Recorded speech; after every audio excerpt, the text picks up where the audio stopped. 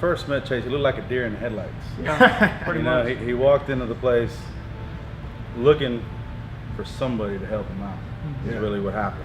Lo and behold, man, he landed in my chair, and I've been cutting his hair for some time now. I can't even remember exactly how long it's been. It's been a while. But it's been a good little while. Yeah, we're starting to see his children grow up, playing baseball, doing dance and cheer and stuff. And so it's been a pretty cool thing. You know, that's the cool part about being a barber.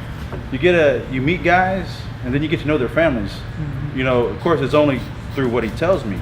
So that's the cool part about it all, is that I've only met his children, I think, twice. Yeah. I've met his wife twice. So, but everything I know, it's like I feel like I've known them for a while.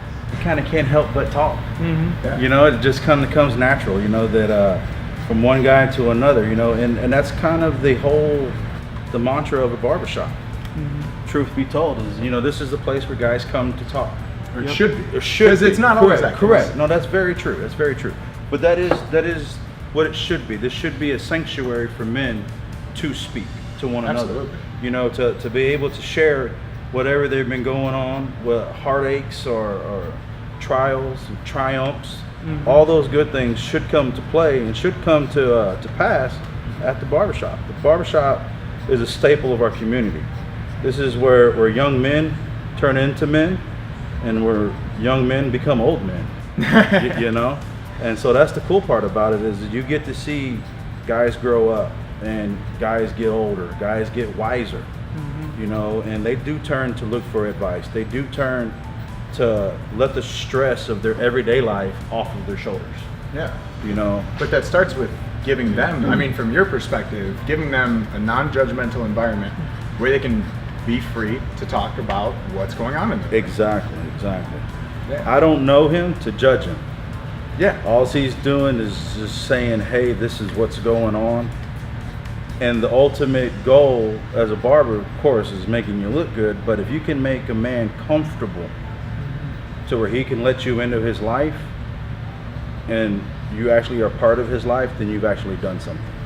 And sometimes we feel like we can't speak because our job is to listen. We have to listen to our kids. We got to listen to our wives. We got to listen to our boss. I got to listen to him tell me what he wants done. You know, so we're trained to listen as so it men. Starts with listening to a haircut, and it turns into listening to his life. Yeah, exactly. You know, and you know, truth be told, if you listen long enough, you'll hear everything. Yeah, because sometimes these guys have no other place to turn to talk. Correct. I mean, let's face it. You know, if you're walking into certain situations, you don't know who's going to walk through the door. You don't know what's going on with them. But with you, he knows you know everything. He hasn't felt uncomfortable yet. Correct. That's why he keeps on coming back and keeps on sharing. But that, for some people, is all they need in their life. Correct. And that's sometimes might be the only person that they have that's giving them that. Well, the age-old saying of a barber is not always just a barber. Sometimes he's your psychiatrist. You know, and it's always been said, you know, guys come to the barbershop for advice, whether it's from the guy standing behind the chair or the guy sitting on the couch. There's always advice to be given, and there's always advice to be taken.